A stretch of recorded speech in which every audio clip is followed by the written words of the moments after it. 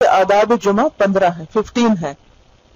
پہلا یہ کہ اس کے لیے جمعرات کے روز اور جمعہ کی رات ہی سے تیاری شروع کر دے. یعنی نیت کیا ہونی چاہیے کہ مجھے کل جمعہ پڑھنا ہے، اور اس کے لیے میں اب سے اہتمام شروع کروں، تاکہ کوئی وجہ ایسی نہ بنے، کوئی چیز ایسی رکاوٹ نہ ہو کہ جو جمعہ کی نماز میں خلل انداز ہو. دوسرا، جمعہ کے دن غسل کرے، اور غسل میں بہتر یہ ہے کہ جمعہ کے وقت سے تھوڑا سا پہلے غسل کرے تاکہ نماز سے پہلے بالکل صاف ستھرا ہو، فریش ہو. تیسرا، بدن کو پاک صاف کر کے خوشنما بنائے، یعنی زینت کا بھی اہتمام کرنا چاہیے کیونکہ اہم دن ہے. ناخن کاٹے، مسواک کرے، مسواک تو ہر نماز کے ساتھ ہونا چاہیے لیکن خصوصی طور پر اپنی صفائی ستھرائی کا اہتمام. خوشبو لگائے اور اپنے بہترین کپڑے پہنے. چوتھا یہ کہ جمعہ کے لیے نماز کے وقت سے کچھ پہلے روانہ ہو اور پیدل جائے. اور پھر یہ کہ تسلی کے ساتھ جائے، سکون کے ساتھ، دھکم پیل نہ کرے، کسی کو رش نہ کرے، کسی کو کاٹے نہیں اور کسی کو دھکا دے کے رستہ بنا کے نہ جائے، بلکہ لوگوں کا بھی خیال رکھے. اگر وہ جلدی پہنچنا چاہتا ہے کہ وہ پہلی صف تک جا پہنچے، اور اگر وہ ممکن نہ ہو تو پھر جس حال میں ہے وہیں پر صبر کے ساتھ آہستہ آہستہ قدم اٹھا کر جائے. پانچواں یہ کہ لوگوں کی گردنیں نہ پھلانگے اور معقول گنجائش کے بغیر دو آدمیوں کے درمیان میں نہ بیٹھے. تو یا تو انسان پھر بہت پہلے گھر سے نکلے تاکہ لوگوں سے پہلے وہ اگلی صف میں بیٹھے، یا پھر یہ ہے کہ اگر تاخیر سے آئے تو جہاں جگہ ملے وہاں بیٹھ جائے. اسے بھی آداب مجلس کے خلاف ہے کہ لوگوں کو ستا کے اور ساری مجلس کو ڈسٹرب کر کے ان کے بیچ میں جگہ بنانا، یعنی پھر جہاں پر خالی جگہ اور مناسب ہو وہاں بیٹھے. چھٹا یہ کہ کسی نمازی کے آگے سے نہ گزرے، اگر کوئی نوافل وغیرہ پڑھ رہے ہیں تو اس صورت میں آگے سے نہ گزرے. ساتواں یہ کہ پہلی صف میں بیٹھنے کی کوشش کرے، اگر وہاں کوئی قباحت محسوس کرے تو پیچھے بیٹھنے میں کوئی حرج نہیں، یعنی کوئی گناہ نہیں. آٹھواں یہ کہ جب امام اپنے حجرے سے باہر نکل آئے، یعنی امام کے ممبر پر آنے کے بعد اپنا ذکر اور اپنی تسبیح اور قرآن کا پڑھنا اور نوافل ختم، اب وہ کیا کرے؟ خطبے کی طرح متوجہ ہو جائے. الا یہ کہ آپ مسجد میں داخل ہوئے ہیں اور مسجد میں داخلے کے نفل جو ہیں وہ آپ پر واجب ہیں تو وہ ادا کر لیں.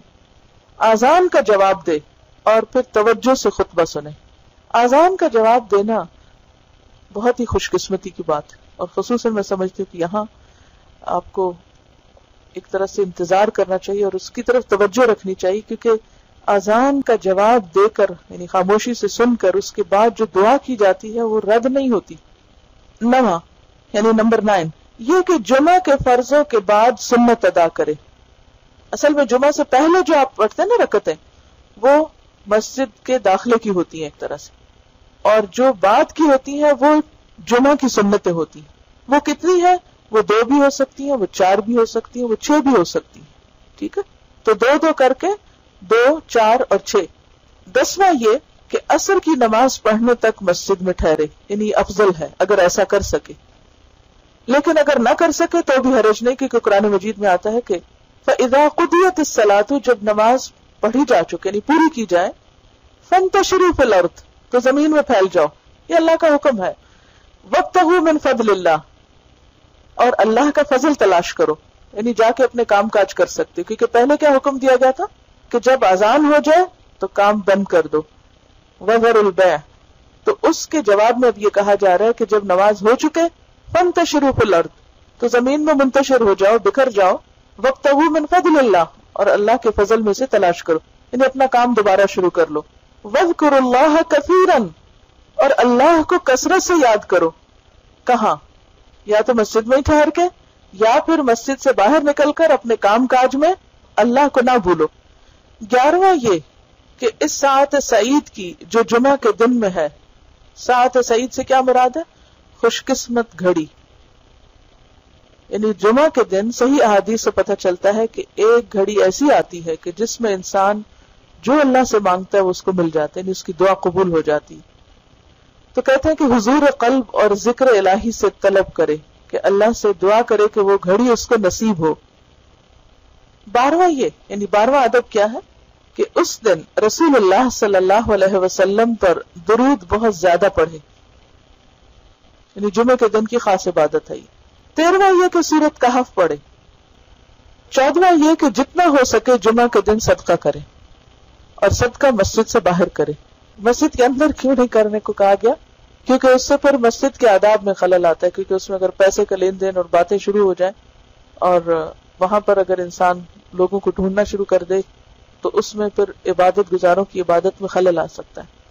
15واں یہ کہ جمعہ کے دن کو آخرت کے اعمال کے لیے رکھے اور دنیا کے تمام کام اس دن چھوڑ دے. یعنی اس دن کو ہفتے میں ایک دن کم از کم خصوصی طور پر، ویسے تو مومن کا ہر لمحہ آخرت کی تیاری کے لیے ہونا چاہیے، لیکن اس دن میں خصوصی طور پر عبادت کی طرف توجہ کرے تاکہ انسان کی روحانیت مضبوط ہو.